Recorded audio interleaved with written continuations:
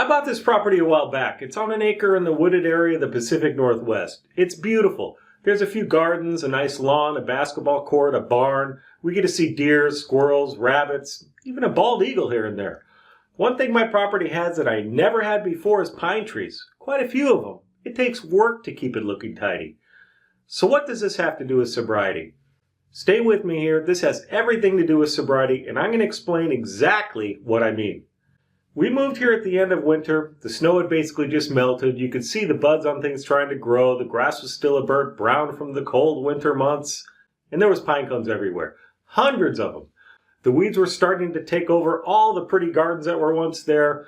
I knew that if I didn't start to deal with my yard, the bad stuff would grow so fast that I'd have a terrible time cleaning it up and my property would just become a mess. And being in wildfire country, I knew this was not a good thing. I had to act now, but where do I start? This property is huge and there's so much to do, but I really don't want to put out all this effort. I didn't know where to start. A thought came to my mind.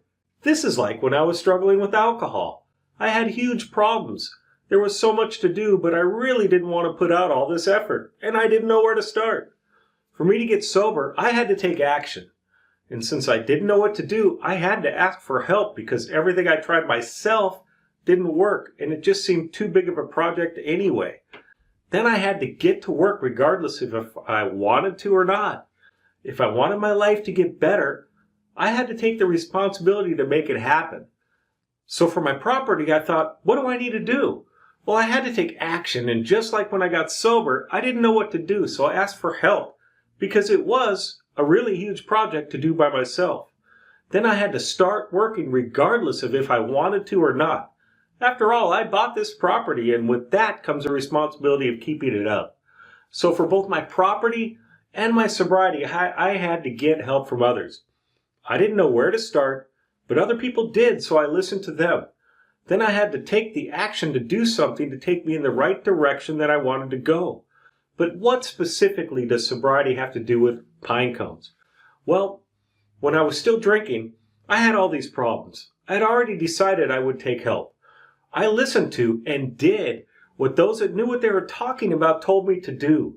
They told me to stop drinking first and deal with the other stuff later. I also needed professional help, a doctor that would help make detox less painful and dangerous. I needed other sober alcoholics that knew what to do to stay sober, and my wife to support me and help me stay on track. I took this approach to my yard. I took help from others, that is, my wife who had volunteered to help me, and I took advice from neighbors that seemed to have a nice yard. They told me to start with picking up the pine cones, so that's what I did. So I was able to get sober, and I was able to pick up all the pine cones. But would either of these things last? And what about all those other problems that I had now that I had managed to get sober? And what about all the weeds and overgrowth in the yard now that I had managed to get rid of all the pine cones? Well, now that the pine cones were gone, I could start cleaning up the weeds and trimming things up. But as I worked on the yard, more pine cones dropped. When a windstorm hit, it was almost as if I had never picked up any pine cones at all. So I had to go back and pick them up again. I wasn't happy about it, but if I want my yard to get cleaned up, I needed to keep the pine cones cleaned up first. Sobriety's a lot like this. I got sober, and that's cool, but I still had all these problems. So I learned, or I should say I was told, to stay sober first and deal with the other stuff as soon as I'm able to. So I stayed sober as my first priority. But things in life come up, much like the windstorm that knocked all the pine cones off. I had to deal with relationship issues, a lost job, legal issues, and even my messed up health. So I made sure I stayed sober. I took care of life's issues as soon as I was able to, or in some cases as soon as I had to. But I put sobriety first. On my property, I have to clean up those pine cones before I do the other stuff to clean up. It's not as difficult now because there's just not as many pine cones to pick up. But occasionally there's a storm and I have to get out there and clean it up. Sobriety is not as difficult as it used to be either. As long as I stay sober first, I can deal with life's issues in a productive way. If you've made it this far in my video, stick around just for a bit longer. I want to tell you that getting sober, it can be difficult. It can be a difficult decision. It's scary. It can be painful. it makes us question ourselves. Getting sober is much like when I first moved onto my property. The yard was a mess. I didn't know where to start. I didn't know what to do.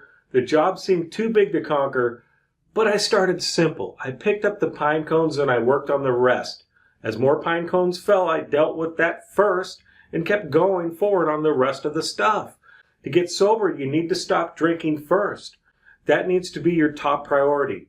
Take care of the other stuff as soon as you can, but stay sober first.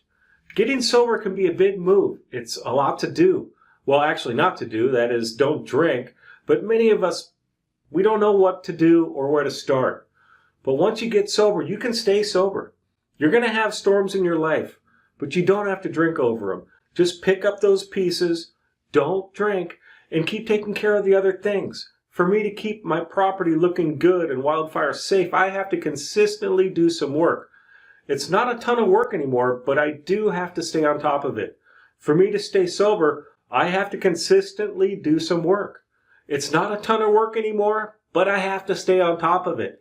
Over at TalkSober.com, we have a program to help you get that frame of mind that will help you stay sober. It's a 30-day program where we will guide you and point out some of those destructive thoughts and behaviors that keep you drinking. And we're going to show you how to change those thoughts and behaviors to ones that are going to help you stay sober and allow yourself that better life that you never could have imagined. Thanks for watching.